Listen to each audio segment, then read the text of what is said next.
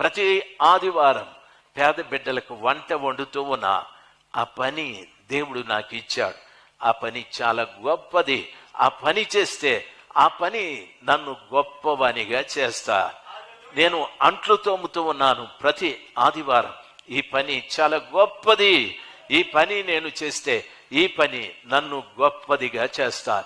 దేవుని పనిని నిర్లక్ష్యం చేస్తే ఆ నిర్లక్ష్యం చేసిన బిడ్డలను ఎవ్వరూ గొప్ప చేయలేరు. బహుశా నీ వ్యవసాయం పడిపోవచ్చు, నీ వ్యాపారం చెడిపోవచ్చు, లేక నీ ఉద్యోగంలో ఇబ్బందులు రావచ్చు.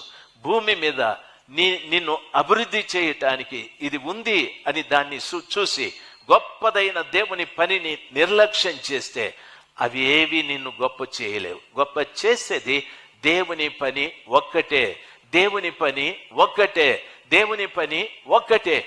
ఆ దేవుని పని ఎక్కడ అంటే మందిరములో అంటున్నాడు నెహెమ్యా. ఇంత గొప్పదైన దేవుని మందిరం, ఇంత గొప్ప పని అయిన దేవుని పని, ఇంత గొప్పదైన దేవుని మందిరములో ఖజానా ఉంది. ఇందులో లేవీయులున్నారు, ద్వారపాలకులున్నారు, పాటగాళ్ళున్నారు, ఎవరెవరో ఉన్నారు. వాళ్ళందరూ ఎడమగా కాకుండా ఒక్కటిగా చేరారు. ఈ దేవాలయంలో అందరూ ఒక దగ్గర ఉన్నారు. కాబట్టి ఈ మందిరమును నేను విడిచి పెట్టను. హల్లెలూయా. ఒకటి, మందిరములో పని విడిచిపెట్టకూడదు.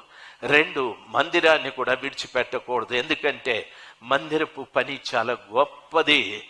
పని చేసే ప్రతి వారిని పనే గొప్ప చేస్తారు.